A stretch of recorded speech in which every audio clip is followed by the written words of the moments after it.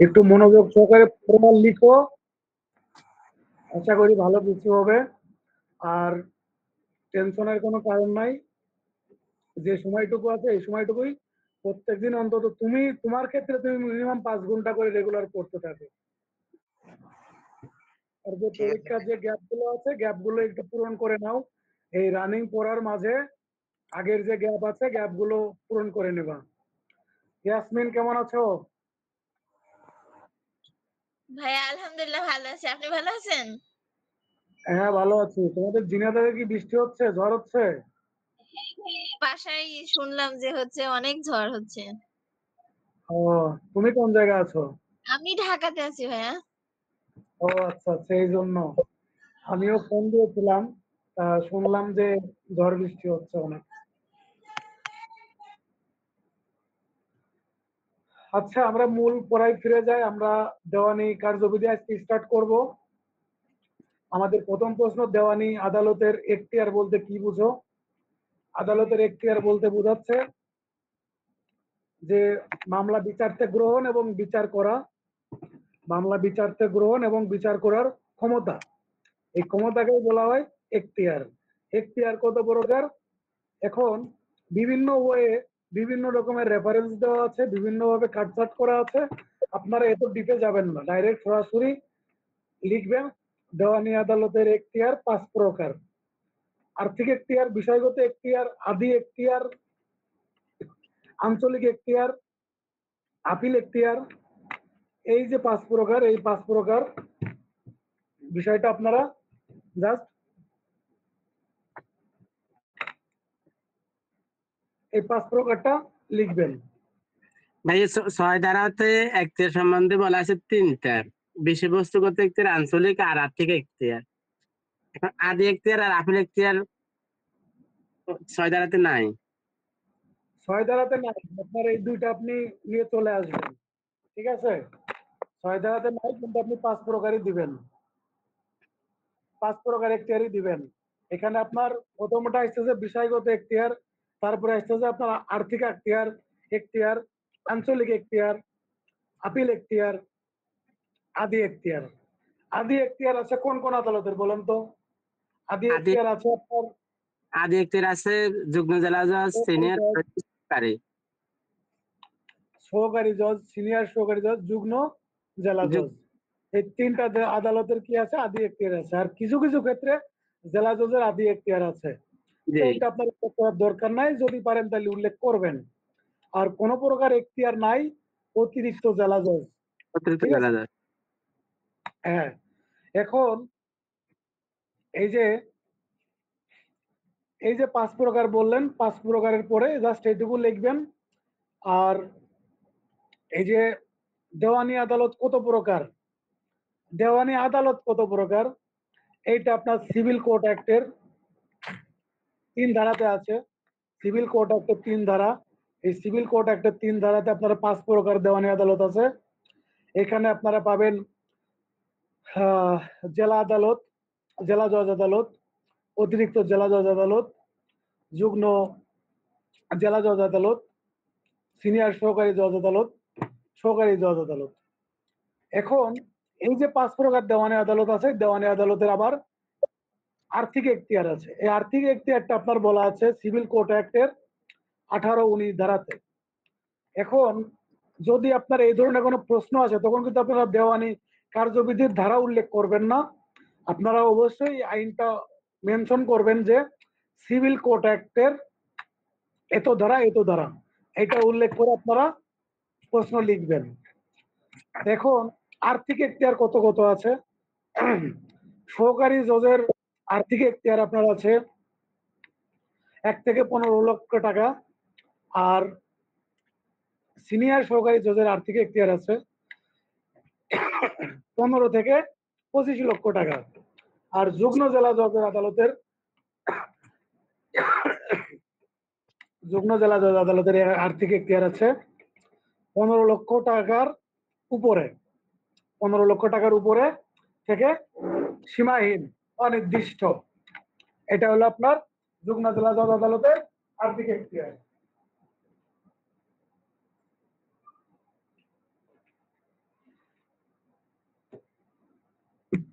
তারপরে আসতেছে আপনার আপিল এখতিয়ার। আপিল এখতিয়ার আছে কার কার?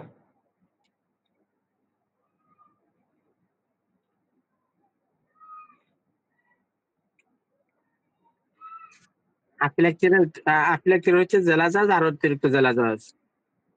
আপিল এখতিয়ার আছে জেলা জজের, আর যদি ক্ষমতা দেওয়া হয় তাহলে অতিরিক্ত জেলা জজ আদালত আপিল নিষ্পত্তি করতে পারেন। ঠিক আছে, তারপরের প্রশ্ন চলে যান যে দেওয়ানি প্রকৃতির মামলা বলতে কি বোঝায়? দেওয়ানি প্রকৃতির মামলা বলতে কি বোঝায়? দেওয়ানি কার্যবিধির ধারা 9 বলা আছে, এখানে আপনারা ধারাটা উল্লেখ করবেন। ভাইয়া আর জি ভাইয়া হ্যাঁ বলো। ভাইয়া বলছে যে আপিল এখতিয়ারের কথাটা বললেন, ওইটা হচ্ছে আমি মিস করে গেছি, যে আপিল এখতিয়ার কার কার বললেন? আপিল এখতিয়ার আছে জেলা জজ আদালতের আর হাইকোর্ট ডিভিশনের।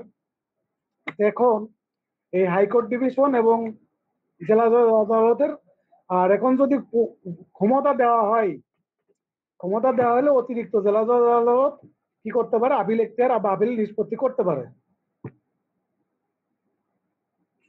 ভাইয়া ওই যে আমি তো সিভিল কোর্ট সেক্টর পড়ছি, যে সাবজেক্ট তার মেবি ধারাটা আমার খেয়াল নাই।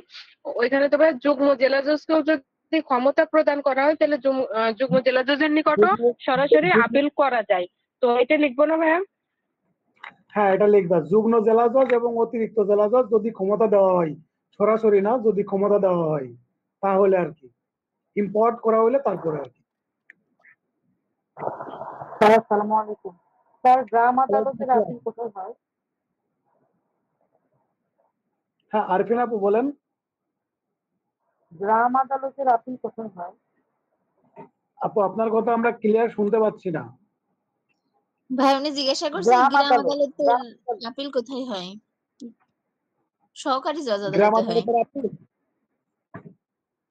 এটা হ্যাঁ, তো সহকারী জজ আদালতে হয় আপু। সহকারী জজ আদালতে হয়। আমাদের এইটা আপনাদের প্রাসঙ্গিক না যে তাহলে তো সহকারী জজ আদালতেরও আপিল এখতিয়ার আছে স্যার। আপু আমাদের এইটা, আমাদের ওই যে আপনি যেটা বললেন না গ্রাম আদালত, গ্রাম আদালত আমাদের এই দেওয়ানির সাথে কানেক্টেড না, ওইভাবে আমাদের আসবেও না, প্রয়োজনও নাই। ঠিক আছে, আমাদের এই দেওয়ানি রিলেটেড যে আপনার যে হ্যাঁ, গ্রাম আদালত হচ্ছে আলাদা আইন। হ্যাঁ ওটা পারিবারিক আইন থেকে ওই আপিল করা হয় সহকারী জজ আদালতে, গ্রাম আদালতের ইয়ের বিরুদ্ধে। ওইখানে আপনার বিভিন্ন রকমের লিমিটেশন আছে, চুরির ক্ষেত্রে আছে, তারপরে আপনার অন্যান্য ক্ষেত্রে আছে। চুরির লিমিটেশন যদি 25,000 টাকা হয় বা আরো অন্যান্য অনেক বিষয়গুলো আছে যেগুলো আপনার মানে গ্রাম ৭৫,০০০ টাকা পর্যন্ত আছে গ্রাম আদালতের এখতিয়ার। আগে আগে ছিল 25,000, এখন সংশোধন করে 75 করছে। লক্ষ যে এখন 3 লক্ষ টাকা পর্যন্ত গ্রাম আদালতের আপিল। 15 লক্ষ, 3 লক্ষ, 3 লক্ষ। এটা এটা কত সালের সংশোধন? আমরা সর্বশেষ 75,000 করেছিলাম, মানে প্রথমে ছিল 25,000, তারপরে 75, এখন নতুন করছে। স্যার গতবার যখন সিপিসি সিভিল কোর্ট না হ্যাঁ সিভিল কোর্ট যখন চেঞ্জ হলো না, 15 লাখ গুলো 25,000, 25 লাখ, 2 লাখ, 25 লাখ, 15 লাখ হলো, তখন স্যার গ্রাম আদালতে 75,000টা 3 লক্ষ হয়েছে। ও আচ্ছা, ঠিক আছে, আমি সর্বশেষ আপডেটটা এটা আমি জানি না। তো এখন আমাদের এই যে গ্রাম আদালতের এটা আমাদের দরকার নাই, আর এটা মেনশনেরও দরকার নাই। আমরা পড়লে পারে অনেক কিছুই কানেক্ট করে পড়তে পারি, অনেক কিছুই চলে আসে, কিন্তু আমাদের সে পর্যন্ত বা সেদিকে যাওয়ার কোনো দরকার নাই। আমাদের যতটুকু প্রয়োজন ততটুকুই পড়বেন। একটা আইনের সাথে আরেকটা আইন কখনোই প্যাচ লাগাবেন না, গুলাই ফেলবেন না। হ্যাঁ, দেওয়ানি প্রকৃতির মামলা বলতে কি বোঝায় এটা একটু দেখেন। Right to office, right two property, এই দুইটা বিষয় আপনার যদি পদের হয়, আহ পদের অধিকার এবং সম্পত্তির অধিকার, এই দুই প্রকৃতির মামলা আপনার দেওয়ানি প্রকৃতির মামলা বলে গণ্য হবে। এখন পদের অধিকার বলতে কি বোঝাচ্ছে? পদের অধিকার বলতে যে কোনো ধরনের যে কোনো ধরনের আপনার ধরেন যে কোনো পদ, যেমন ধরেন কোনো স্কুলের কোনো শিক্ষক, তারপরে আপনার কোনো চাকরিজীবীর কোনো যে পদ আছে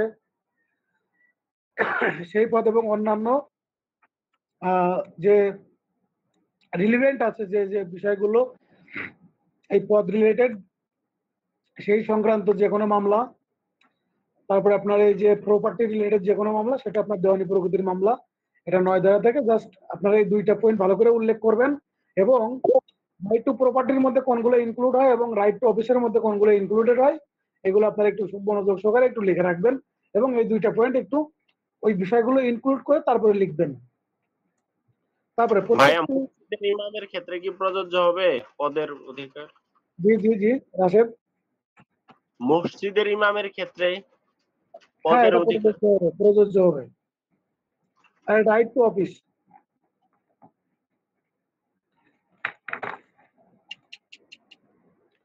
হ্যাঁ, প্রত্যেকটি মামলা বিচার করার সর্বনিম্ন ক্ষমতা সম্পন্ন আদালতে দায়ের করতে হইবে। এই যে এটা বলা আছে আপনার 15 ধারাতে, এখান থেকে জাস্ট আপনার কত ধারাতে বলা আছে আর মূল কথাটা মনে রাখবেন। এইটাতে আপনার অতিরিক্ত কোনো লেখা নাই, জাস্ট সিম্পলি লিখবেন। তারপরে চলে যান, আমরা স্থাবর এবং অস্থাবর সম্পত্তি কোন আদালতে দায়ের করিতে হইবে উদাহরণ সহ ব্যাখ্যা করুন। এটাতে আপনারা স্থাবর এবং অস্থাবর সম্পত্তি যখন আসবে বা শুধু যদি স্থাবর সম্পত্তি আসে, স্থাবর সম্পত্তি আসলে আপনারা দিবেন 16, 17, 18 এই ধারাগুলো আপনারা 3টা ধারা ব্যাখ্যা করবেন। আর অস্থাবর আসলে 19, 20 এই 2টা ধারা। অস্থাবর ক্ষেত্রে এই 2টা ধারা বা ক্ষতিপূরণের ক্ষেত্রে বা অন্যান্য যে মামলা আছে 20 ধারাতে, সেটা আপনারা এটা দিবেন। এখন দেখেন 16 ধারাতে কি বলতেছে। 16 ধারাতে বন্দুক, লিজ বা স্থাবর সম্পত্তি সংক্রান্ত যে কোনো ধরনের মামলা আপনারা যে আদালতের এখতিয়ারের মধ্যে অবস্থিত সেই আদালতে আপনারা মামলা করতে পারবেন। আর এখন 17 ধারাতে জাস্ট এইটুকু আপনারা জাস্ট সংক্ষেপে ধারা দিয়ে এইভাবে লিখবেন।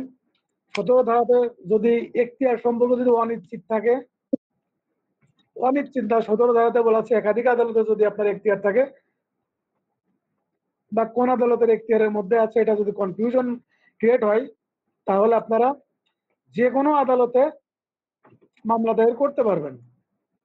ভাই শুধু এই লাইনটা দিলে হবে না? যে যেমন 17 ধারা হচ্ছে যে সকল সম্পত্তি বিভিন্ন আদালতের স্থানীয় এখতিয়ারের মধ্যে অবস্থিত সেসব আদালতে যে কোনো একটি আদালতে দায়ের করতে হবে। হ্যাঁ, শুধু এইটুকু আপনার এই 2 লাইন দিলে আপনার হয়ে যাবে। আপনারা প্রথমে মানে একটা কোটেশন দিবেন, একটা টাইটেল দিবেন, টাইটেল দেওয়ার পরে নিচে সুন্দর করে একটা দাগ দিবেন, পাশে 2টা ফোঁটা দিলেন, ফোঁটা দিয়ে নিচে দাগ দিয়ে তারপরে দেওয়ানি কার্যবিধির ধারা 17 অনুযায়ী 17 ধারায় উল্লেখ আছে যে দেওয়ানি আদালতের স্থাবর সম্পত্তির এখতিয়ার যদি কোন আদালতে পড়েছে এটা যদি অনিশ্চিত হয়, তাহলে যে কোনো আদালতে মামলা দায়ের করা যাবে। যে কোনো বলতে বোঝাচ্ছে যে যে আদালত নিয়ে আমাদের দ্বিধাদ্বন্দ্ব আছে সেই আদালতে মামলা দায়ের করা যাবে। এখন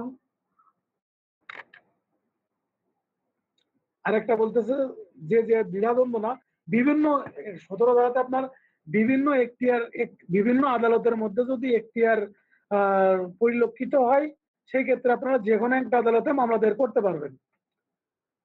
যেমন ধরেন যে 30% একটা জমি 30% পড়ছে আপনার ইসে মাগুরা দিয়ে উল্লেখ করি, মাগুরা জিনেদা কিছুটা উল্লেখ মানে পড়ছে আপনার মাগুরার মধ্যে, কিছুটা জিনেদার মধ্যে। আপনি মাগুরা জিনেদা যে কোনো একটা আদালতে আপনি মামলা দায়ের করতে পারবেন। হ্যাঁ, তারপরে 18তে বলতেছে যদি এখতিয়ার সম্পর্কে যদি অনিশ্চিত থাকে তাহলে যে কোনো একটা আদালতে মামলা দায়ের করা যাবে। এটা গেল। আর 19 ধারাতে আপনারা জাস্ট মূল কথাটা লিখবেন যে বাদী যেখানে বসবাস করে বা ব্যবসা করে সেই স্থানে ক্ষতিপূরণের জন্য মামলা দায়ের করা যাবে। যেখানে বাদী এবং বিবাদী বসবাস করে এবং ব্যবসা প্রতিষ্ঠান পরিচালনা করে সেখানে ক্ষতিপূরণের জন্য মামলা দায়ের করা যাবে। এবং সেম কোটেশন 20 ধারাতে বলতেছে যে এই যে আমরা 16 থেকে 19 ধারা পর্যন্ত পড়লাম, এই ক্ষেত্র ব্যতীত অন্যান্য মামলার ক্ষেত্রে যেখানে বিবাদী বসবাস করে এবং বা বিবাদী ব্যবসা প্রতিষ্ঠান পরিচালনা করে সেইখানে কি করা যাবে, মামলা দায়ের করা যাবে। এটুকুই, ঠিক আছে। এই যে স্থাবর এবং অস্থাবর সম্পত্তির এখতিয়ার সম্পর্কে বা কোথায় মামলা দায়ের করতে হবে এই ধরনের যদি কোনো প্রশ্ন আসে তাহলে জাস্ট আপনারা এইভাবে আর কি এইটুকু দিয়ে ব্যাখ্যা করে যাবেন। 16 ধারা কি অস্থাবর সম্পত্তির ক্ষেত্রে প্রযোজ্য? কোন ধারা? 16 ধারা 16 ধারা শুধুমাত্র স্থাবর সম্পত্তির ক্ষেত্রে, অস্থাবর হবে না? না না না। আচ্ছা, ঠিক আছে। তারপরে দেখেন, এক ভাই। আদালত থেকে অন্য আদালতে নিবিড় 19 ধারাতে ভাই ওইটা হচ্ছে বিবাদী যেখানে বসবাস করে এবং ব্যবসা যেখানে পরিচালিত করে, মানে বাদী কোথায় বসবাস করে এটা বিবেচ্য না। বাদী যেখানে বসবাস করে সেখানে করতে পারবে না মামলা। এখানে যেখানে ক্ষতি হয় এবং যেখানে বসবাস করে বা ব্যবসা প্রতিষ্ঠান আছে আর কি, মানে আচ্ছা, যেখানে এই যে আমরা তো ক্ষতিপূরণের মামলা করব না, এখানে ব্যক্তি বা অস্থাবর সম্পত্তি ক্ষতিপূরণের মামলা। এখন যে স্থানে ক্ষতিগ্রস্ত হয় বা ক্ষতি হয় এটা একটা পয়েন্ট, আর একটা হলো যেখানে বসবাস করে বা যেখানে ব্যবসা প্রতিষ্ঠান পরিচালনা করে, ঠিক আছে। ওকে ভাই, বোঝা এক্ষেত্রে তাইলে মানে বাদী কোথায় বসবাস করে এটা বিষয় না। বাদী যেখানে বসবাস করে সেটা বিষয় না।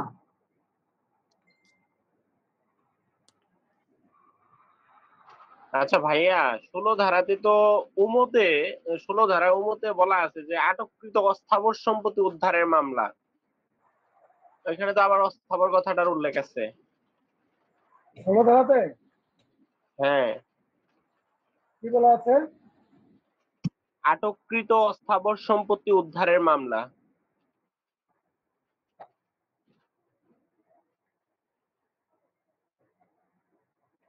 আটক বা প্রকৃত অস্থাবর সম্পত্তি উদ্ধারের মামলা। হ্যাঁ, তাহলে এখানে এই যে মূলত এটা হলো তোমার ইসের জন্য, এটা স্থাবর সম্পত্তির ক্ষেত্রে প্রযোজ্য। তবে যদি মানে এই পয়েন্টটা যদি এভাবে যদি উল্লেখ করে আসে তাহলে জাস্ট অস্থাবরের ক্ষেত্রে শুধুমাত্র এই ছোঁয়াটা উল্লেখ করে দেবে। আটককৃত বা সুরক্ষিত অস্থাবর সম্পত্তি উদ্ধারের জন্য মামলা, এটাও উল্লেখ করবে।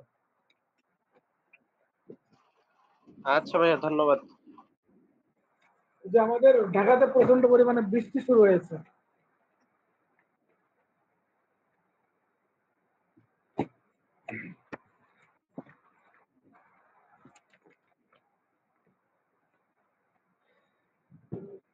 এক আদালত থেকে অন্য আদালতে মামলা স্থানান্তরের ক্ষেত্রে প্রযোজ্য বিধান এবং হস্তান্তরকারী আদালতের ক্ষমতা সম্পর্কে আলোচনা করুন।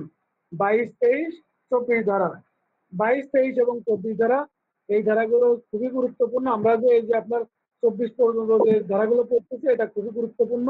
এখান থেকে অবশ্যই আমি মনে করতেছি যে কোনো একটা প্রশ্ন এখান থেকে দিয়ে দিবে, তো এখান থেকে অবশ্যই করতে হবে। এখানে দেখেন যে 22 ধারাতে আপনার এই 22 ধারাতে মামলা হস্তান্তরের আবেদন করবে বিবাদী। মামলাটি 2 বা একাধিক আদালতে দায়ের যোগ্য হইতে হবে এবং আবেদন করতে হবে আপনার প্রথম সম্ভাব্য সুযোগে এবং বিচার্য বিষয় নির্ধারণের সময় বা পূর্বে।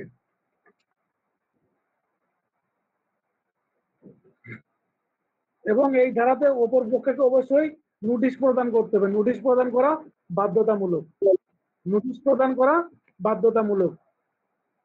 তারপরে দেখেন, যদি আবেদন করতে হবে কার কাছে, যদি একই জেলার মধ্যে হয়, একই জেলার মধ্যে বলতে একই আপিল আদালত হয়, একই জেলার মধ্যে একই আপিল আদালত হয় তাহলে জেলা জজের কাছে। আর যদি ভিন্ন আপিল আদালত হয়, যেমন ধরেন মাগুরা এবং ঝিনাইদহ দুইটাতেই যদি অবস্থান করে বা মাগুরা থেকে যদি ঝিনাইদহে হস্তান্তর করতে হয় তখন কিন্তু আপিল আদালত ভিন্ন হয়ে গেল। সেই ক্ষেত্রে আপনার আবেদন করতে হবে হাইকোর্ট ডিভিশনে। রাজু ভাই কিছু বলতে চাচ্ছেন? না, বলছিলাম এটা আর কি, যদি একই আদালতের এক আদালত থেকে অন্য আদালতে হয় একই জেলার, তাহলে হবে জেলা জজে। আর ভিন্ন জেলা হলে হাইকোর্টে। হ্যাঁ হ্যাঁ হ্যাঁ। মামলা হস্তান্তর এবং প্রত্যাহারের ক্ষমতা, মামলা আপিল অন্যান্য কার্যক্রম হস্তান্তর প্রত্যাহারের আদেশ দিবে হাইকোর্ট বা জেলা জজ আদালত। এটা হলো কোনো আবেদনের প্রেক্ষিতে অথবা আদালত স্বপ্রণীতভাবে বা নিজের ইচ্ছায় কি করতে পারে, হস্তান্তর করতে পারে বা মামলা প্রত্যাহার করে নিতে পারে। এখানে বাদী এবং বিবাদী উভয়ের ক্ষেত্রে প্রযোজ্য এবং এটা আপনার মামলার যে কোনো পর্যায়ে মামলা হস্তান্তর এবং প্রত্যাহারের আবেদন করা যায় বা নিজের ক্ষমতা পাওয়ার দ্বারা কি করতে পারে, হস্তান্তর করতে পারে।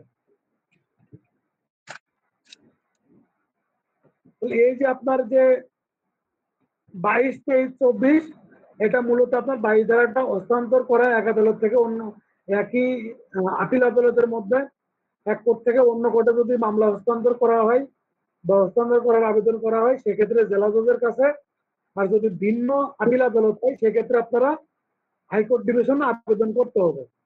এবং যে ক্ষেত্রগুলো আছে, মূল যে কনসেপ্ট গুলো আছে এগুলো আপনারা খুব মনোযোগ সহকারে একটু দেখে নেবেন। তারপরে প্রশ্ন দেখেন, কখন এখতিয়ার বিষয়ে আপত্তি দাখিল করা যায়, আপত্তি কখন দাখিল করা যায় এবং এর যে সংশ্লিষ্ট যে বিধান আছে এই বিধানটা আপনার বলা আছে 21 ধারাতে সম্পর্কে বলা আছে। ফলে এই আবেদন আপনার যে আপত্তি বিষয়, যদি আপনার মূল বিষয়টা হলো যে আপনার যে কোর্টের যে এখতিয়ার আছে বা নাই, মামলা করার ক্ষমতা আছে কি নাই, এই বিষয়ে যদি কোনো আপনার কোনো আপত্তি থাকে তাহলে আপনারা কি করবেন, প্রথম সম্ভাব্য সুযোগে কি করবেন, আপনারা আবেদন করবেন প্রথম সম্ভাব্য সুযোগে এবং বিচার্য বিষয় নির্ধারণের সময় বা পূর্বে আপত্তি দাখিল করবেন। এখন আরেকটা প্রশ্ন হইল যে আপিল এবং রিভিশন আদালত কি এই আপত্তি মঞ্জুর করবেন কিনা বা আপত্তি মঞ্জুর করতে পারে কিনা, এটা এখতিয়ার বিষয়ক। এটা হলো যে আপনার আপিল এবং রিভিশন আদালত সাধারণত কি করবেন না, আপত্তি বিষয়ক কোন আবেদন বা কোন আপত্তি মঞ্জুর করবেন না। তবে শুধুমাত্র ন্যায় বিচারের ক্ষেত্রে কি করতে পারে, আপত্তি বিষয়ে মঞ্জুর করতে পারে, শুধুমাত্র ন্যায় বিচারের জন্য, তাছাড়া অন্যান্য কোনো ক্ষেত্রে পারে না।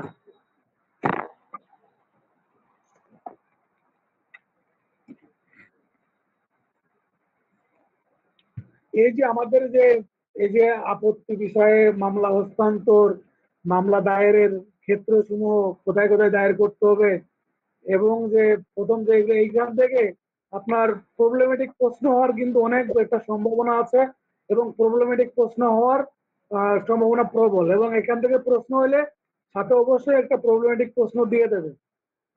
তো আপনারা এখান থেকে যতগুলো প্রবলেমেটিক প্রশ্ন আসছে বিগত সালের সবগুলো একটু পড়বেন এবং যদি কোনো উদাহরণ পেয়ে থাকেন, অবশ্যই উদাহরণ আছে, বিশেষ করে আপনার 17 ধারাতে, 18 ধারাতে, 19, 20 এগুলোতে উদাহরণ আছে, এগুলো আপনারা অবশ্যই একটু দেখে নেবেন।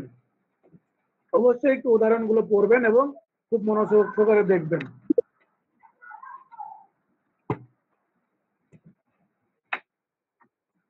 একটি মামলায় কি একজনের বেশি বাদী হতে পারে? আমরা এই যে এখন আমরা আদেশ 1-এ চলে যাচ্ছি। একটি মামলায় কি একজনের বেশি বাদী হতে পারে কিনা, পারলে কোন ক্ষেত্রে। এখন আমরা আদেশ 1-এ আমরা জানি যে আপনার আদেশ 1 উপবিধি 1-এ কি বলা আছে, একাধিক ব্যক্তি কি হইতে পারে, মামলার বাদী হইতে পারে। আর আদেশ 1-এর বিধি 3-এ বলা আছে একাধিক বিবাদী। যদি স্বার্থ সংশ্লিষ্ট কোন পক্ষর যদি একই স্বার্থ থাকে, একই বিষয় থাকে, বিচার্য বিষয় একই থাকে, তাহলে তারা একই বাদী একই মামলায় একাধিক বাদী বা বিবাদী হইতে পারে। এটা আপনার উপবিধি বিধি 1 আর 3-এ বলা আছে। একে আপনার বলা আছে বাদী হওয়া, একাধিক বাদী, আর 3-এ বলা আছে একাধিক বিবাদী।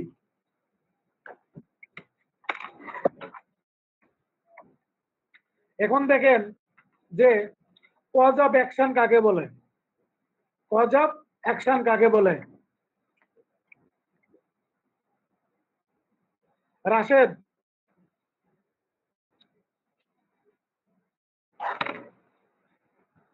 রাশেদ শুনতে পাচ্ছ? জি ভাই, শুনতে পাচ্ছি। কজ অফ অ্যাকশন কাকে বলে? ভাই, যে সমস্ত বিষয়ের উপর ভিত্তি করে বাদী একটি মামলায় তার পক্ষে আদালতের রায় প্রার্থনা করে, সেই সব বিষয় হচ্ছে কজ অফ অ্যাকশন। ইয়াসমিন, জি ভাইয়া। কজ অফ অ্যাকশন কাকে বলে? ভাইয়া, মামলা মানে যে সকল বিষয় হচ্ছে মামলা দায়েরের কারণ উদ্ভব করে, সেটাই হচ্ছে কজ অফ অ্যাকশন।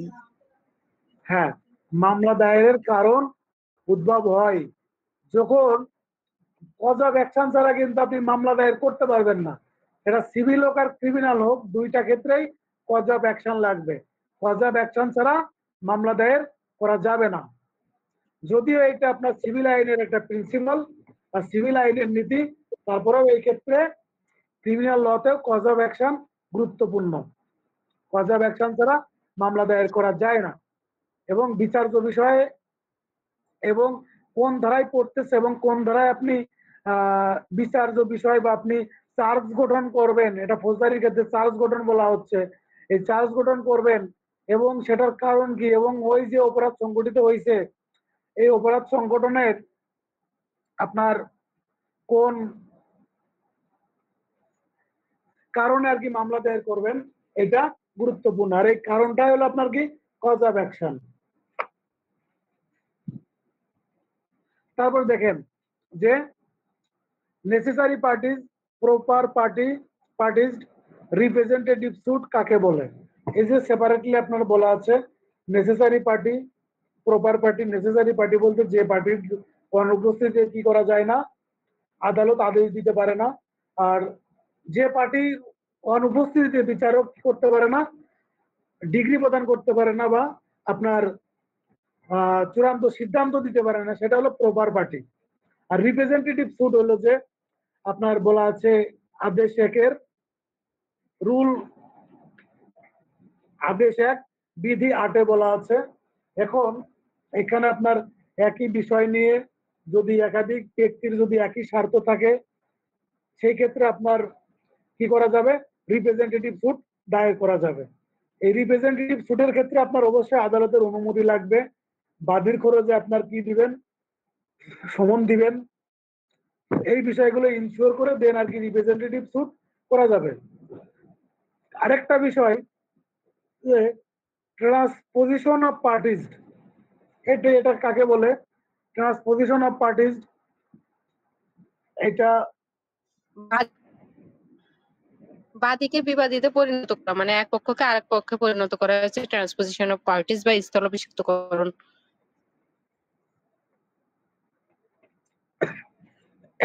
বাদীকে বিবাদী আর বিবাদীকে বাদী,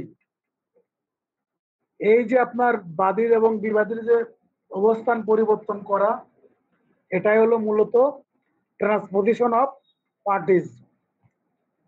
তারপরে দেখেন জাস্ট আমি মূল যে কথাগুলো আছে, মূল যে বক্তব্য আছে, এইগুলো জাস্ট আমি আলোচনা করে যাচ্ছি। আপনারা একটু সুন্দর করে একটু বিস্তারিত পড়ার পরে লেখার সময় ঠিক মূল কথাগুলোই লিখবেন। হ্যাঁ, ওয়ান পারসন মে সু or defend on behalf of all in same interest, এটা আমরা একটু আগে যে বললাম না, রিপ্রেজেন্টেটিভ স্যুট বিধি 8-এ আর কি হুবহু এইভাবে আর কি বলা আছে।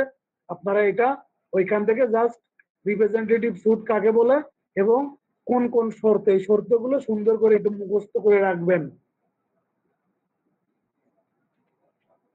একটু আগে আমরা আলোচনা করেছি রিপ্রেজেন্টেটিভ স্যুট বলতে কি, অন্যের পক্ষে মামলা করা বা অন্যের পক্ষে মামলা পরিচালনা করা।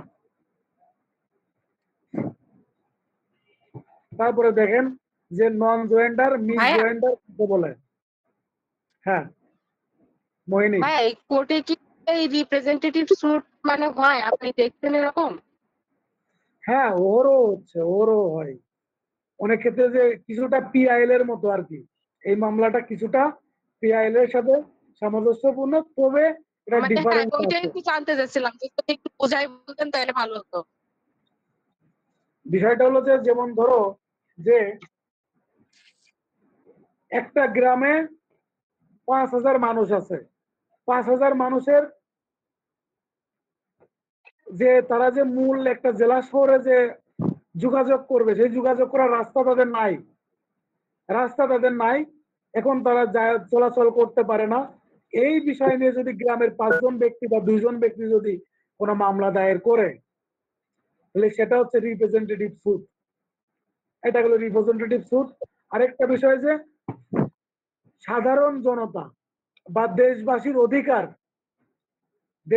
অধিকার নিয়ে যদি কোনো মামলা দায়ের করা হচ্ছে আদালতে, হাইকোর্ট ডিভিশনে যদি আপনার পিআইএল দায়ের করা হয়, পাবলিক ইন্টারেস্ট লিটিগেশন নিয়ে কোন আইনজীবী যদি মামলা দায়ের করা হচ্ছে, সেটা কি হচ্ছে আপনার পিআইএল সুট।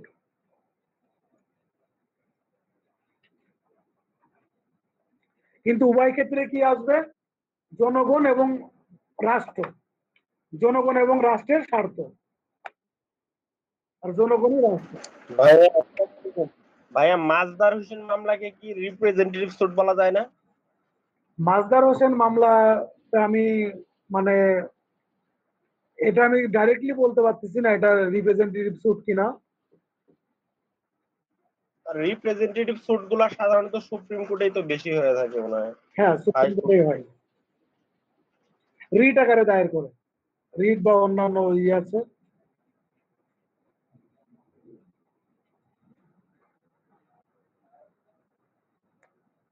তারপরে নন জয়েন্ডার মিস জয়েন্ডার কাকে বলে? নন জয়েন্ডার মিস জয়েন্ডার, এটা হলো যে নন জয়েন্ডার বলতে বোঝাচ্ছে আপনার যে আপনি আর একটা মামলাতে বা একটা বিষয়ে আপনার ইন্টারেস্ট আছে, আপনি সংক্ষুব্ধ, বা এখানে আপনার কজ অফ অ্যাকশন আছে, কিন্তু আপনাকে ইনভলভ না করে অন্য একজন সাধারণ ব্যক্তিকে মামলার পক্ষভুক্ত হিসাবে ইনভলভ করে দিছে, মানে আপনার নামই নাই ওই মামলাতে, আপনার কোনো অস্তিত্বই নাই, সেটা হলো নন জয়েন্ডার। মিস জয়েন্ডার মানে কি? যে আপনার সনেটের নাম দিবে না দিয়ে নাম দিয়ে দিছে আপনার ইয়াসমিনের নাম, ভুল করে নাম দিয়ে দিছে, তখন ইয়াসমিন কি করবে? মিস জয়েন্ডারের জন্য মিস জয়েন্ডারের বিষয় আদালতের মাধ্যমে আবেদন করতে পারবে, আবেদন পিটিশন আকারে দিয়ে নামটা চেঞ্জ করতে পারবে।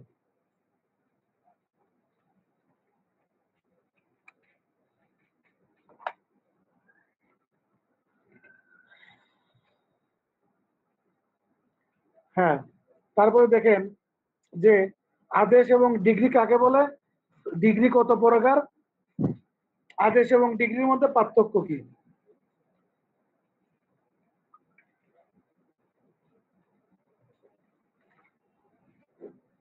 ধারা 2 বিধি 9 এবং 14, এটা আপনারা অবশ্যই জানেন যে আদেশ বলতে বোঝাচ্ছে একটা মামলাতে অনেকগুলো আদেশ থাকে, কিন্তু ডিগ্রি থাকে একটা, আর ডিগ্রিটা হলো চূড়ান্ত নিষ্পত্তি। সরি, এখানে ডিগ্রির সংজ্ঞা দেওয়া আছে 2-2, আদেশ আছে 14-তে, 9 আছে রায়। এখন ডিগ্রি হলো যে চূড়ান্ত ভাবে নিষ্পত্তি করা, আর আদেশটা হলো যে একটা মামলায় বিচারক যতগুলো মন্তব্য করবে এবং যতগুলো সিদ্ধান্ত জানাবে, প্রত্যেকটা হলো এক একটা আদেশ, কিন্তু আদেশ চূড়ান্ত কোনো নিষ্পত্তি না বা ফরমাল কোনো সিদ্ধান্ত না। এটা এবং এই যে পার্থক্য যেগুলো আছে এগুলো আপনারা একটু দেখে নেবেন, এটা আপনার এখন পর্যন্ত আসে নাই, প্রশ্ন আসতে পারে আর কি।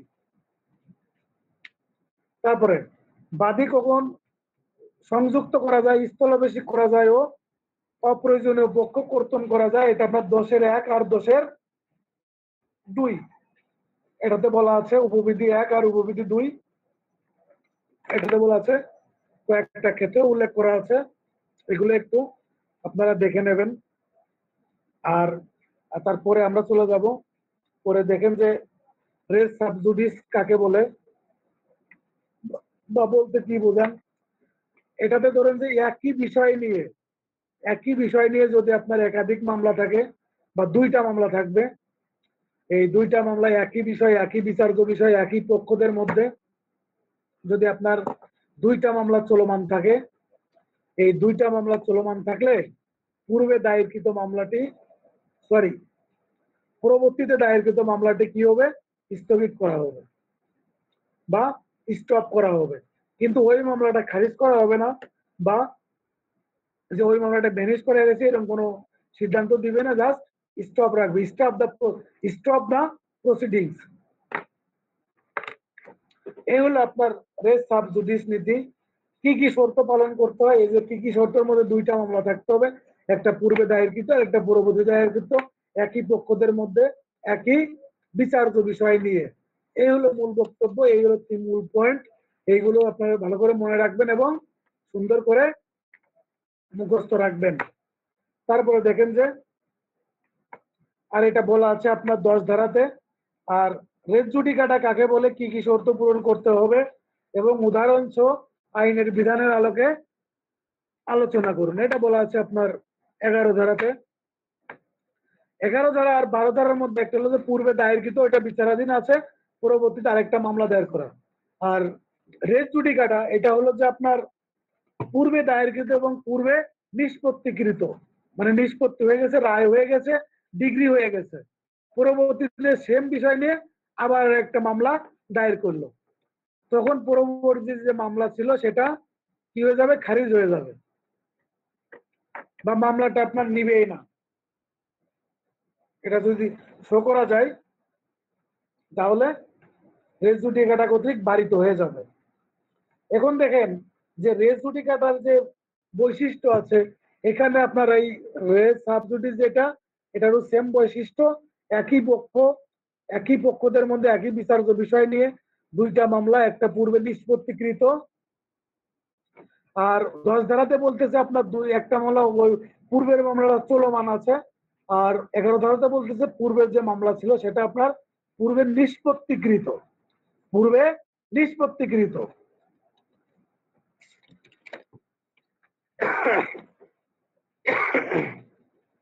তারপরে দেখেন যে এই যে রেস জুডিকাটা যে নীতিটা আছে, এটা আপনার এই যে আপনার সংবিধানের সাথে কানেক্ট আছে। সংবিধানের 35(2) আর্টিকেল, তারপরে আপনার সাক্ষ্য আইনের 40 এবং ওই আরো জেনারেল ক্লোজার অ্যাক্টের 26, আরো অনেকগুলো ধারার সাথে কানেক্টেড আছে। এগুলো একটু মনে রাখবেন,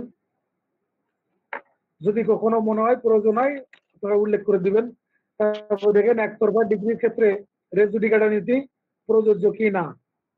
একতরফা ডিগ্রির ক্ষেত্রে রেস জুডিকাটারই প্রযোজ্য নয়। একতরফা ডিগ্রি বলতে কি বোঝায়? একতরফা ডিগ্রি বলতে বোঝাচ্ছে যে বাদী বা বিবাদী যে কোনো একজন আদালতে হাজির নাই, দীর্ঘদিন যাবৎ পরাপর অনেকবার টাইম পিটিশন দিছে, টাইম পিটিশন দেওয়ার পরে তারা আদালতে হাজির নাই। যখন হাজির নাই তখন আর কি একতরফা ভাবে কি করতে পারে?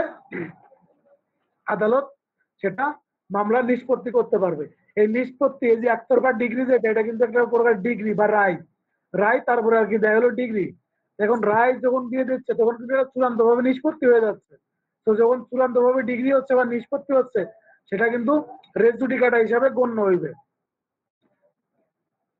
হ্যাঁ, মানে এটা রেস জুডিকাটা হিসাবে গণ্য হবে এবং এই একতরফা ডিগ্রি এক্সপার্টি যদি করা হয়, পরবর্তীতে এই বিষয় নিয়ে আবার নতুন করে মামলা দায়ের করা যাবে না, কারণ এটা রেস জুডিকাটা কর্তৃক বারিত হয়ে যাবে। তারপর দেখেন কনস্ট্রাকটিভ রেস জুডিকাটা কাকে বলে? কনস্ট্রাকটিভ রেস জুডিকাটা কাকে বলে? এখন আপনি একটা মামলার আর্জি দাখিল করলেন, আর্জি দায়ের করলেন, আর্জি দাখিল করার পরবর্তীতে ওই আর্জিতে আপনার অবশ্যই যে যে বিষয় আছে ওই বিষয়গুলো আপনার স্পষ্টভাবে বর্ণনা করবেন, স্পষ্টভাবে উল্লেখ করবেন। এখন যদি আপনার আর্জিতে কিছু কিছু বিষয় যদি আপনি যদি উল্লেখ না করেন, না করে যদি রেখে দেন, তাহলে পরবর্তীতে বিচারক ধরে নেবে ওই সেম বিষয় নিয়ে, যে ধরে নেবে যে আপনি ওই বিষয়গুলো দাবিগুলো করেছেন, ওই দাবিগুলো করেছেন, ওই পরবর্তীতে ওই সেম বিষয় নিয়ে আপনি আর কি করতে পারবেন না, নতুন করে আপত্তি বা আর্জি দাখিল করতে পারবেন না। কারণ কি? ওইটা আপনার রেস জুডিকা কনস্ট্রাকটিভ রেস জুডিকাটা হিসাবে গণ্য হবে এবং ওই কনস্ট্রাকটিভ রেস জুডিকাটা দ্বারা বারিত হবে। কনস্ট্রাকটিভ রেস জুডিকাটা কি বুঝেছেন? বা কারোর কোনো প্রশ্ন আছে? এটা বলা আছে 11(4)-এ 11 4 নম্বর ব্যাখ্যাতে।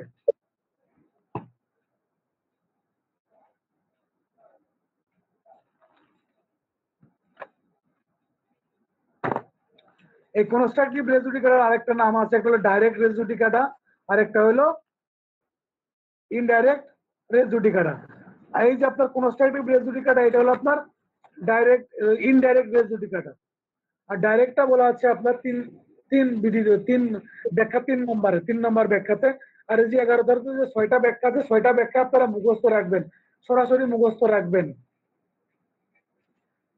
ব্যাখ্যা 1 আছে ফরমাল সুট, 2 আছে আপনার মানে কম্পিটেন্স বা জুরিসডিকশন, 3 আছে আপনার ডাইরেক্ট রেস জুডিকাটা, 4 আছে আপনার ইনডাইরেক্ট রেস জুডিকাটা বা কনস্ট্রাকটিভ রেস জুডিকাটা, আর 5 আপনার রিফিউজড মানে রিফিউজ করবে যেটা আপনার অস্বীকার করেছে বা যেটা আপনি স্পষ্টভাবে উল্লেখ না করলে সেটা আপনার অস্বীকার করেছেন বলে গণ্য হবে। আরেকটা আছে litigation for public right, litigation for public right, এটা বলা আছে আপনার 6। তো এই বিষয়গুলো আপনারা একটু এই 6টা ব্যাখ্যায় সুন্দর করে মনে রাখবেন।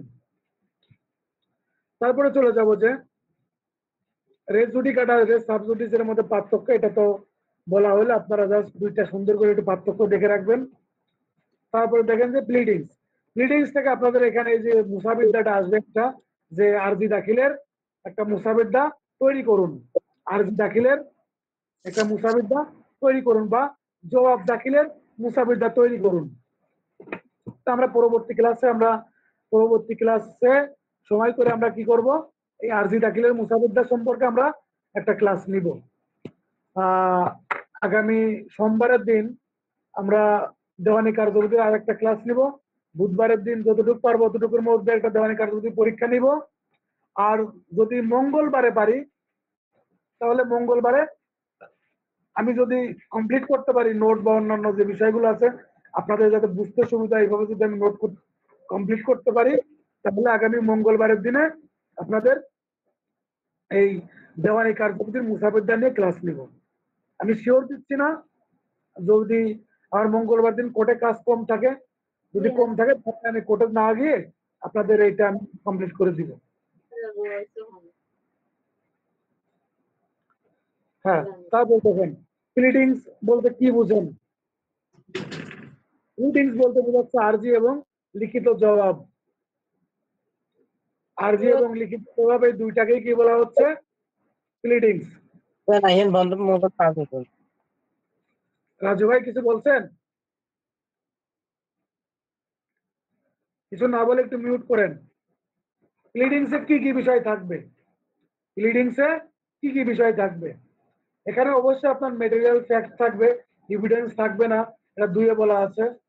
আর অন্যান্য যে বিষয়গুলো আছে আপনার যে যে দাবি থাকবে সেই দাবিগুলো অবশ্যই সুস্পষ্টভাবে উল্লেখ করতে হবে এবং অর্থের পরিমাণ বা এটা অঙ্কে লিখতে হবে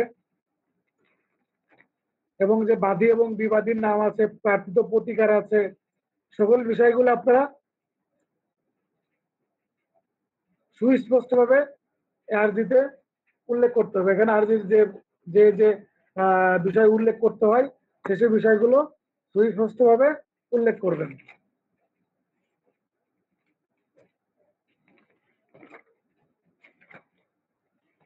এখানে যে একটা প্রশ্ন দেখেন গতবার আসছিল, গতবার রিটেনে আসছিল আমাদের সময়, আরজিতে কি করা যাবে না,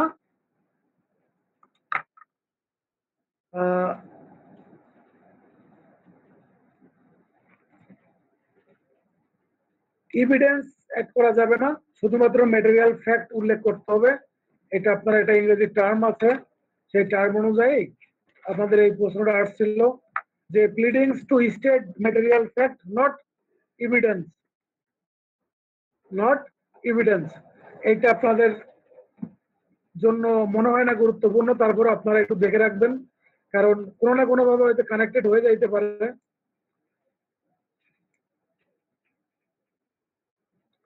তারপরে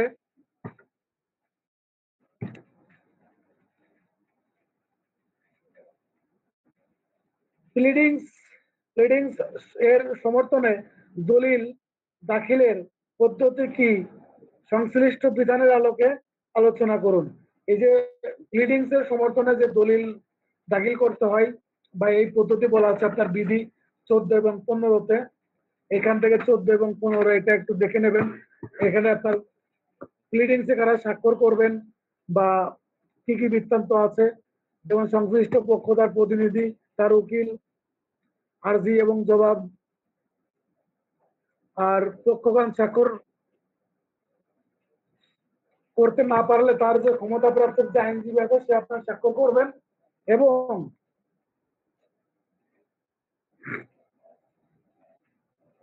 প্লিডিংস আপনার যে সত্যাখ্যান বা সততা প্রতিপাদন, প্রত্যেকটি আর্জি জবাবের পক্ষ তাদের মধ্যে একজন, তাদের পক্ষদের মধ্যে একজন বা অপর কোনো ব্যক্তি যিনি মামলার ঘটনাবলীর সাথে জড়িত এবং অন্যান্য যে সাক্ষ্য দিবেন তিনি তারিখ স্থান উল্লেখ করবেন বা আইনজীবী প্রত্যাখ্যান করবেন। এবং প্লিডিংসের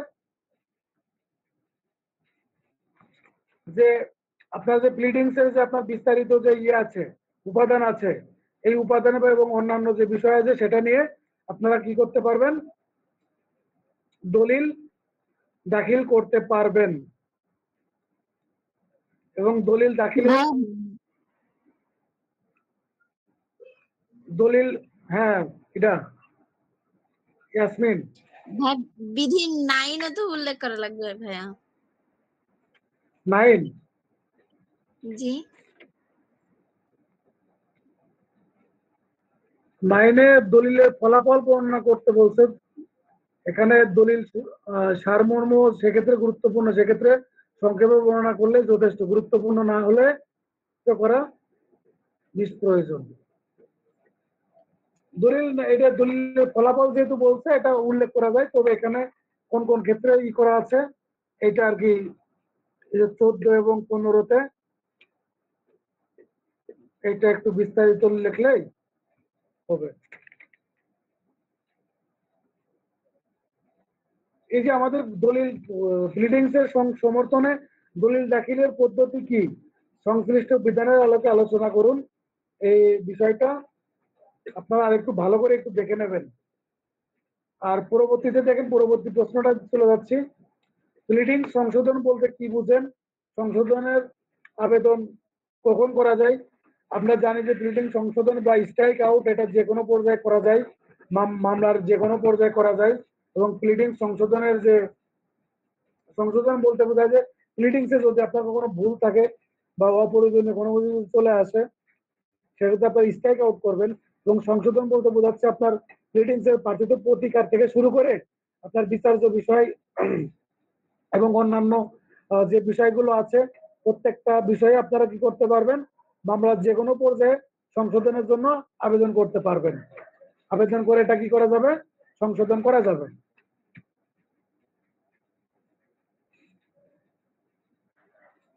আবার এখানে দেখেন যে আপনার সংশোধন করলেই তো বিচারকেরা মঞ্জুর করবে না, এখানে কতগুলো কারণ আছে। যদি আপনার যদি মনে হয় যে সংশোধন করলে পারে ন্যায় বিচার ব্যাহত হবে এবং বিরোধী পক্ষের জন্য ক্ষতি সাধিত হবে, বা এই যে আপনার আর্জির যে মূল উদ্দেশ্য ছিল এই উদ্দেশ্য থেকে আমরা অন্যদিকে মুভ করব, তাহলে সেটা কি হবে, সেক্ষেত্রে আর্জি কি করবে, সরি প্লিডিংস কি করবে, সংশোধন করবে না। এটা সংশোধন করুক বা না করুক এই ক্ষেত্রে আপনার প্রার্থিত প্রতিকার হবে কি, রিভিশন।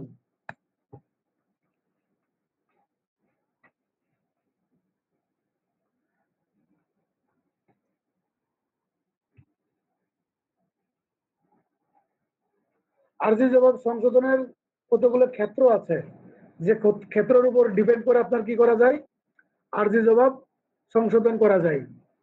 এই যে ক্ষেত্রগুলো আছে ক্ষেত্রগুলো আপনারা একটু সুন্দর করে করবেন এবং সুন্দর করে একটু পয়েন্ট আকারে দিবেন। আর আরেকটা বিষয় যে আর্জি জবাব সংশোধন করা এটা হলো আদালতের বিবেচনামূলক ক্ষমতা, এটা বিচারক সংশোধন করতেও পারে নাও পারে, সংশোধন করতেও পারে নাও পারে।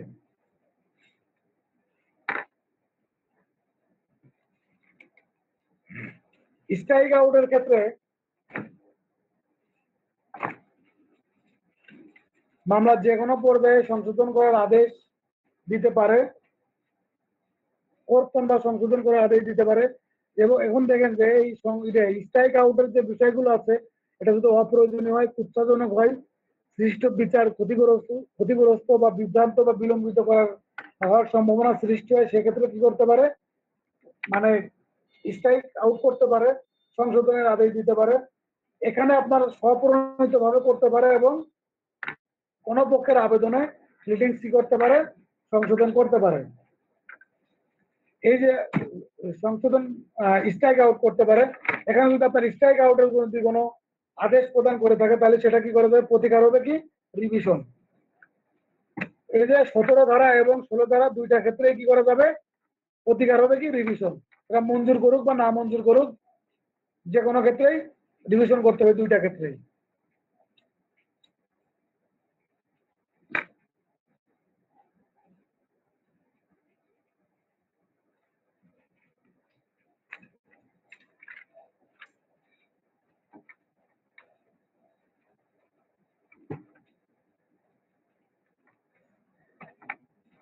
এখন এই যে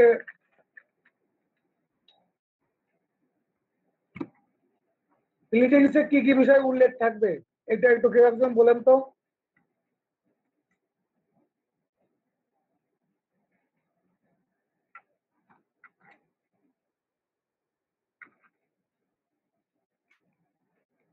আমরা আজকে এই প্লিডিংস পর্যন্ত পড়বো, আর আমরা সামনে আর আজকে আর করতেছি না, আর পরবর্তী জি ক্লাসে ভাইয়া, অনেক হয়েছে, অনেক মানে পড়া। খুব সহজ করেছি।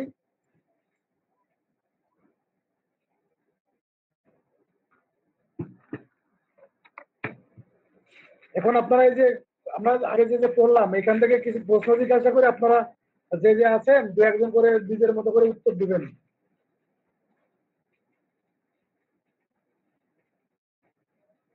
সবুজ ভাই, সবুজ ভাই শুনতে পাচ্ছেন? জি স্যার, শুনতে পাচ্ছি।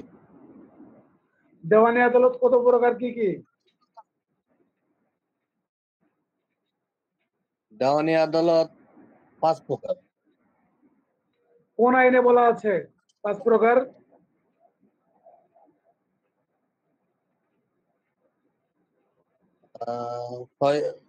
ছয় ধারায় সম্ভবত। সিভিল কোড অ্যাক্টে 3 ধারায় বলা আছে। Civil code act 1887। জি স্যার।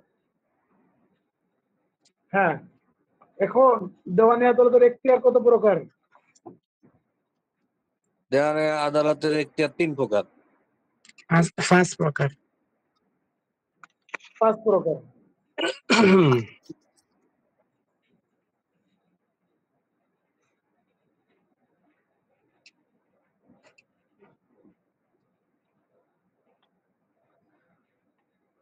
আরফিন আপু, দেওয়ানি আদালতের এখতিয়ার নিয়ে কখন আপত্তি উপস্থাপন করা যায়?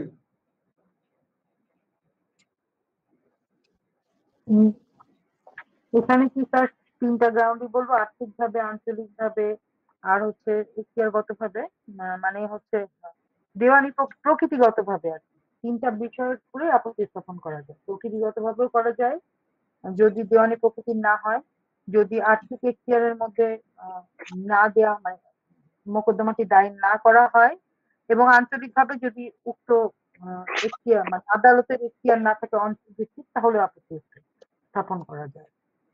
প্রশ্ন হলো যে কখন করা যায়?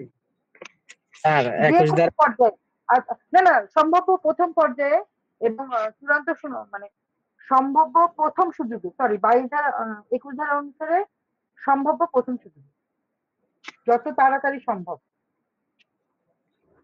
সম্ভাব্য প্রথম সুযোগে বিচার্য বিষয় নির্ধারণের সময় বা পূর্বে। পূর্বে পূর্বে সময় বা বিচার্য সময় বা বিষয় নির্ধারণের সময়ে বা পূর্বে, দুইটাই হবে। জি স্যার, জি স্যার। হ্যাঁ, আরেকটা বিষয় হচ্ছে আপিল আদালত এবং রিভিশন আদালত কি বিচার্য বিষয় এই যে এখতিয়ার বিষয়ে কি আপনার আপত্তি গ্রহণ করতে পারে? হ্যাঁ স্যার, করতে পারে, কিন্তু ন্যায় বিচার ক্ষুণ্ণ হলে করবে, আদারওয়াইজ করবে না। প্রথমে আপনারা প্রথমে উল্লেখ করবেন যে করতে পারে না, বা করবে ভাইয়া না। এটা 22 ধারাই করতে পারে, কিন্তু 24 ধারায় পারে। না, না এখন না বিষয়টা হলো যে প্রথম মানে ক্ষতি করার প্রথম যে বিষয়টা আছে, প্রথমে হলো যে এখতিয়ার বিষয়ে কি করবে না, আপত্তি গ্রহণ করবে না, এবং যদি ন্যায় বিচার ব্যর্থ হয় তাহলে আপিল আদালত এবং রিভিশন আদালত কি করতে পারে, গ্রহণ করতে পারে।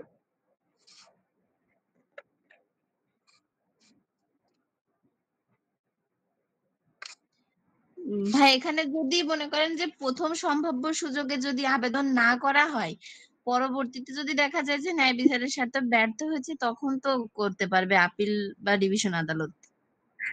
হ্যাঁ করতে পারবে। জি। এই যে 151 ধারা অনুযায়ী আদালত কিন্তু যে কোনো ধরনের আদেশ দিতে পারে, ঠিক আছে। আপনারা যখন কোথাও কোনো প্রতিকার খুঁজে পাবেন না, কোথাও কোনো কুলু খুঁজে পাবেন না, তখন আপনারা কি করবেন, 151 ধারাতে চলে যাবেন প্র্যাকটিসের ক্ষেত্রে। 151 ধারা থেকে কি করবেন,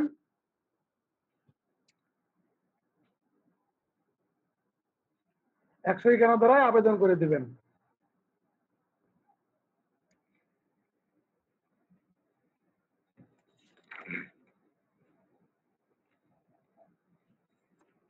মোহিনী বলো, ডাইরেক্ট রেস জুডিকাটা কাকে বলে?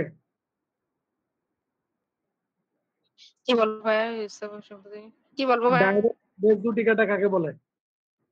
ও ডিরেক্ট জুডিকাটা হচ্ছে 11-3, হ্যাঁ 11-3 নম্বর ব্যাখ্যা যেটা আছে সেটাই তো ডিরেক্ট জুডিকাটা। ডিটেলস পড়িনি ভাই, এখন পরে বলবানি।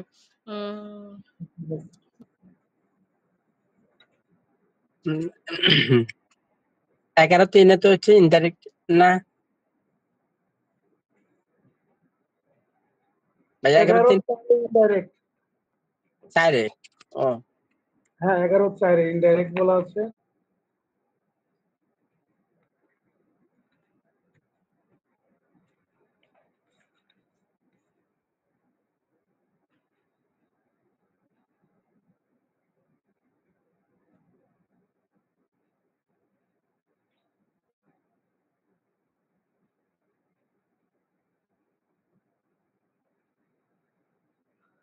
আরবি সংশোধনের আদেশ যদি না মঞ্জুর হয় তাহলে প্রতিকার কি, নিবিড়?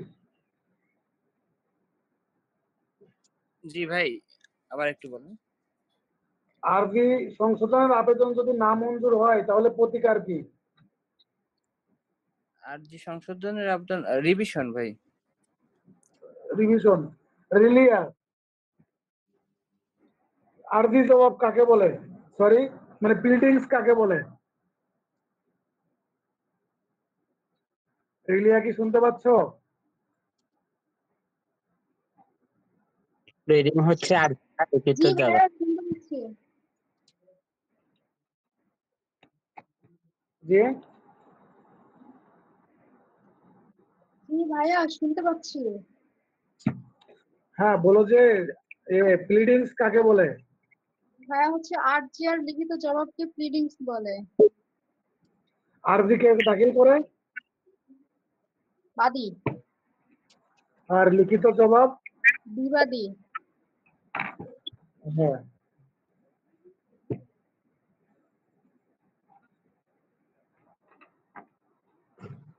আচ্ছা আমরা আজকের মতো এখানে শেষ করি।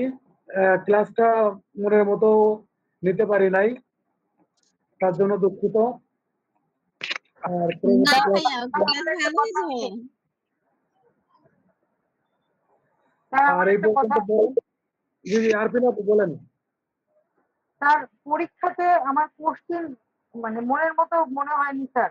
স্যার আপনি প্রবলেমেটিক অ্যাড করেন আমাদের কোশ্চেনে, প্রবলেমেটিক জাস্ট কোশ্চেন অ্যাড করেন স্যার। প্রবলেমেটিক কিন্তু যেখানে যেখানে দেওয়ার সেখানে সেখানে কিন্তু প্রবলেমেটিক দেওয়া হচ্ছে। আর আর যেটা আমরা যে মুসাবিদ্যা যেটা আমরা তো আগে করেছিলাম, মানে এই জন্য এই জন্য আমরা করতে পারি নাই।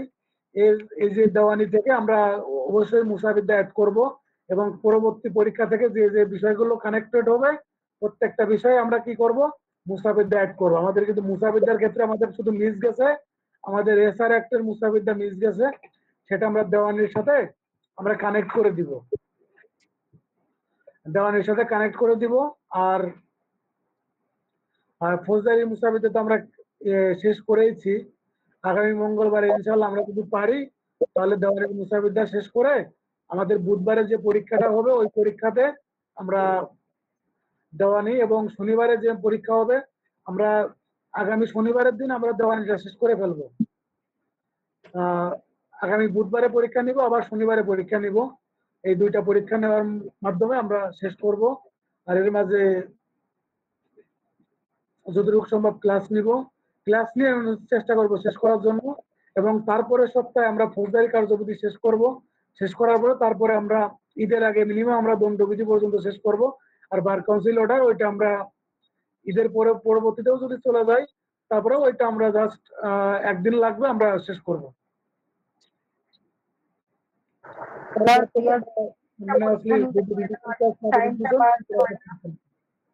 জি আপু কি করে বললেন? সিআরপিসি 3টা পরীক্ষা নিলে হয় না স্যার, আরেকটু টাইমটা বাড়ালে হয় না? সিআরপিসির জন্য? জি স্যার। হ্যাঁ এখন সময় তো কম হাতে, আপনাদের সুবিধা মতো আমরা চেষ্টা করবো আর কি। সে পর্যন্ত আসুক, তারপরে আর কি আমরা চিন্তা ভাবনা করবো না।